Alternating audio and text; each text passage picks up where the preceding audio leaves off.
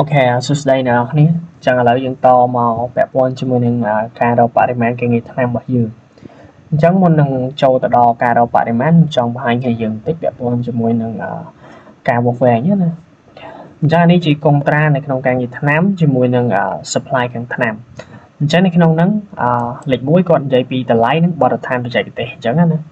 អញ្ចឹងឥឡូវនេះគាត់និយាយថាជាងខែវថ្នាំបៀកលាបថ្នាំគុណភាពរយៈពេលធានា5ឆ្នាំ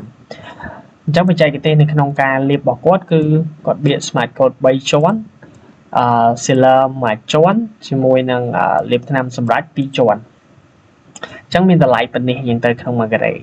ហើយជាងខែវនិយាយទៅគាត់បង្ហាញពី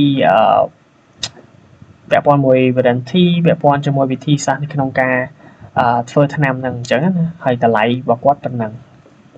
ហើយបន្តមកទៀតគាត់បញ្ជាក់ពីនេះវ៉ាត់មានថាពុននេះគាត់អត់បានរួមបញ្ចូលទេហើយបរិមាណការ៉េស្តង់ដារមិនទាន់បញ្ចូលការងារថ្នាំលបងអីចឹងទៅគាត់បញ្ជាក់តែនេះវាមិនពាក់ព័ន្ធមកយើងទេយើងមិនបាច់មើលវាក៏បានដែរតែឥឡូវយើងទៅមើលពាក់ព័ន្ធជាមួយនឹងការវាស់វែងអញ្ចឹងនៅក្នុងការវាស់វែងគឺគេដាក់ថារាល់ការងារវាស់ផ្ទៃកាឡាថ្នាំទាំងអស់ត្រូវបែងចែកជា2ករណីសម្រាប់គិតជាសាច់ប្រាក់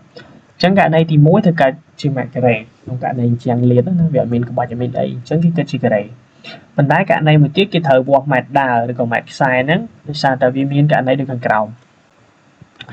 អញ្ចឹងករណីទី1គឺមានជ្រីទំហំចាប់ពី0រហូតដល់3តឹកអញ្ចឹង1ម៉ែត្រដើរស្មើ1ម៉ែត្រការ៉េករណីជ្រីចាប់ពី3តឹកមហុនរហូតទៅដល់6តឹកអញ្ចឹង1ម៉ែត្រដើរស្មើនឹង2ការ៉េអញ្ចឹងតរហូតមកករណីជើងទៀនឬកូនកលឹងគេគិតជាដើមមួយដើមស្មើ1ការ៉េអញ្ចឹងទៅហើយចំពោះឡង់គេគិតជាម៉ែត្រដើរដែរ1ម៉ែត្រស្មើនឹងកន្លះការ៉េអញ្ចឹងទៅអញ្ចឹងបើខ្ញុំមកមើលប្លង់របស់ខ្ញុំខ្ញុំគិតថាខ្ញុំអត់អូខេទេជាមួយនឹងកុងត្រាហ្នឹងដោយសារតែជ្រីរបស់ខ្ញុំតូចនេះជ្រីរបស់ខ្ញុំគាត់តែចាប់អត់ហើយអញ្ចឹងវាអត់ប្រវាក់ធ្វើទេវាបៀកធម្មតាអញ្ចឹងណាបើជ្រីនេះបើជ្រីប្រភេទអញ្ចេះអានេះអត់អីទេអូខេខ្ញុំនឹងយកទៅតាមកុងត្រានេះអីអញ្ចឹងណាពាក់ព័ន្ធមួយការរកបរិមាណហ្នឹងអញ្ចឹងពាក់ព័ន្ធមួយការងារអស់ហ្នឹងមែនតើវាអាស្រ័យទៅលើការចរចារបស់យើងជាស្ដែងដែរអញ្ចឹងណាព្រោះអីកុងត្រាខ្លះគេចងមកគេចង់ខ្សែលើយើងអីចឹងទៅអញ្ចឹងអាហ្នឹងយើងមើលតាមហ្នឹងអញ្ចឹងនៅក្នុងការរកបរិមាណនេះគឺខ្ញុំគិតលាតទាំងអស់ទេខ្ញុំអត់គិតជ្រីទេសាច់ជ្រីខ្ញុំទូចដែរអញ្ចឹងណាវាស្រួលធ្វើទេប៉ុន្តែបើពាក់ព័ន្ធឥឡូវនេះខ្ញុំនឹងគិតតាមហ្នឹងឥឡូវយើងទៅរកបរិមាណមកអញ្ចឹងយើងធ្វើការគូសដូចយើងគូសរាល់ដងមកហើយអានេះដោយសារតែវាដូចការងារបូកខាងក្រៅដែរអញ្ចឹងណាអញ្ចឹងប្រវែងវាស្មើគ្នានេះអានេះខ្ញុំគូសហើយហើយកុំឲ្យ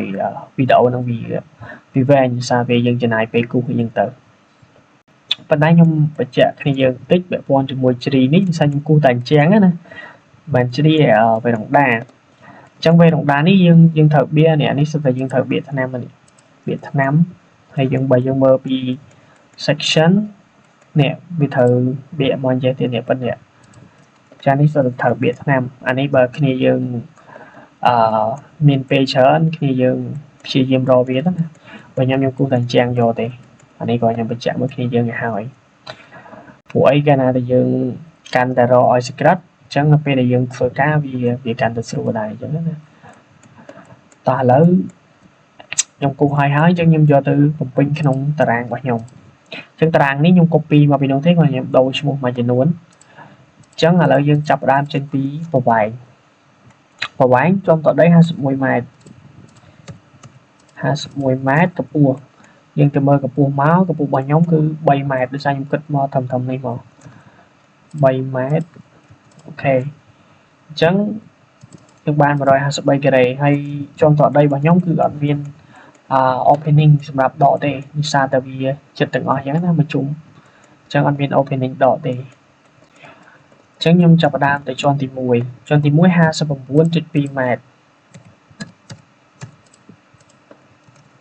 ទៅមើលកម្ពស់វា3.2 ម៉ែត្រអូខេអញ្ចឹងយើងទៅមើលសាច់ដែលត្រូវដក opening ណា ចឹង opening នេះក្នុងជាន់ទី1គឺវាជាអត់20ចឹងយើងដាក់ដកឲ្យអស់តាមនេះប៉ុន្តែទាំងអស់ហ្នឹងយើងបានរកហើយចឹងខ្ញុំទៅមើលក្នុងអត់20របស់ខ្ញុំមកនេះចឹងនៅក្នុងជាន់ទី1 opening ទាំងអស់វាមានប៉ុណ្នេះហើយផ្ទៃកណ្ដាលសរុបវាប៉ុណ្នេះចឹងខ្ញុំណា Excel ទៅណាបាត់ហើយអូតោះនេះ Excel នៅនេះចឹងខ្ញុំដាក់សញ្ញាស្មើទៅសញ្ញាស្មើយើងទៅរកអត់20មកបន្ទាប់មកយើងឆ្លៃយកបរិមាណដែលត្រូវដកចេញនេះមក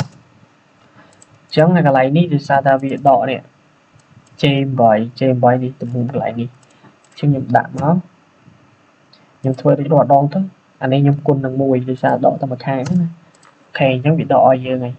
អញ្ចឹងរបស់ខ្ញុំពីជាន់ទី1ដល់ជាន់ទី4វាដូចគ្នាអញ្ចឹងខ្ញុំ copy នេះទៅអូខេខ្ញុំ copy ដាក់ឲ្យអស់ជាន់ទី1ដល់ជាន់ទី4ជាន់ទី5ក៏ដូចគ្នាដែរវាខុសតែកម្ពស់ទេយើងចាំកែតាមក្រោយដោយសារយើងមានជ្រីយើងចាំមើលទៅកែមើលអញ្ចឹងអានេះដើម្បីកុំឲ្យច្រឡំខ្ញុំអត់ copy ទេអា25នេះបើករណីថាខ្ញុំដូរទំហំមួយដូរអីខ្ញុំដូរទៅខាងនេះទៅវារត់អូតូមកខាងនេះកុំឲ្យខ្ញុំភ្លេចអញ្ចឹងណាអញ្ចឹងខ្ញុំដាក់សញ្ញាស្មើទៅជាន់ទី2មកអូខេអញ្ចឹងនេះដូចគ្នាដែរគុណនឹង1មកអានេះជាន់ទី3អូខេជាន់ទី3អញ្ចឹងខ្ញុំដាក់សញ្ញាស្មើអានេះគុណនឹង1មកសញ្ញាស្មើជាន់ទី4អូខេអានេះគុណនឹង1មកអញ្ចឹងយើងដល់ជាន់ទី5ឥឡូវខ្ញុំទៅមើលប្លង់ខ្ញុំបន្តិចសិន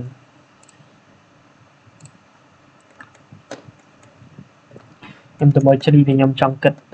ជាម៉ែត្រដើមមិញអញ្ចឹងវានៅក្នុងជាន់ទីម៉ានឥឡូវយើងទៅមើល section នៅពេលដែលយើងមើល section ទៅវាអត់នៅក្នុង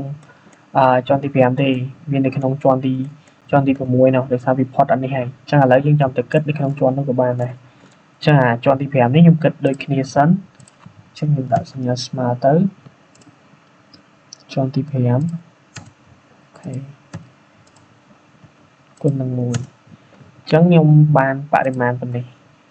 cell មួយចឹងទៅអញ្ចឹងមកដល់ជាន់ទី6ខ្ញុំទៅមើលប្រវែងរបស់ខ្ញុំ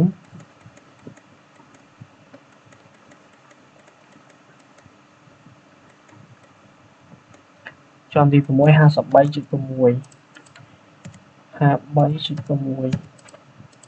អញ្ចឹងយើងទៅមើលកម្ពស់របស់វាអញ្ចឹងដោយសារតែវាមានជ្រីខ្ញុំនឹងដកទំហំជ្រីនេះចេញឥឡូវខ្ញុំវាស់ពេលនេះសិន1.8 ម៉ែត្រនេះទៀតយើងវាងជ្រីអញ្ចឹងយើងយកកម្ពស់2ម៉ែត្រទៅកម្ពស់2ម៉ែត្រហើយជ្រីរបស់យើងវាទំហំ5តឹកអញ្ចឹងយើងគុណអានេះ2ម៉ែត្រសិនមកហើយយើងទៅមើល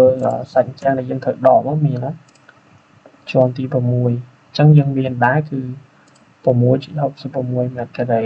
សាច់អញ្ចឹងដែលត្រូវដកអូខេអញ្ចឹងវាអត់តដកទេតែយើងអត់តគុណបញ្ចូលអានេះអូខេអញ្ចឹងវាដកឲ្យយើងណាប៉ុន្តែខ្ញុំត្រូវបន្ថែមជាមួយនឹងទំហំជ្រីរបស់ខ្ញុំទៀតទំហំជ្រីកន្លះម៉ែត្រអញ្ចឹងខ្ញុំទៅវាស់មកជុំវាប្រហែល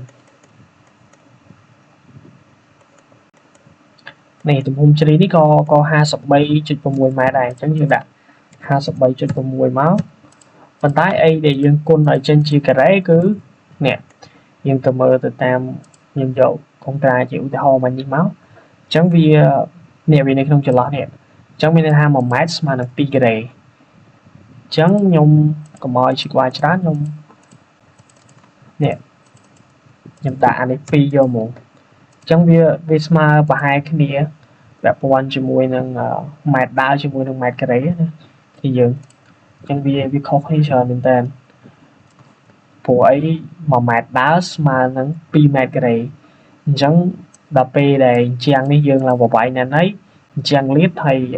2ម៉ែត្រដែរកម្ពស់អញ្ចឹងដល់ពេលហើយស្មើការ៉េស្មើគ្នាអញ្ចឹងណាចានេះវាបូកចូលគ្នាវាដកអានេះ Chẳng dừng ban tuần này những dừng bật anh ấy một bình máu chẳng dừng ban càng nghe tham mỗi tiết anh ấy càng nghe tham kèo cho mơ bị đổ và tốt như là chụp cái nếp quan ngồi càng nghe tham không mà đâu chẳng á ọc cồn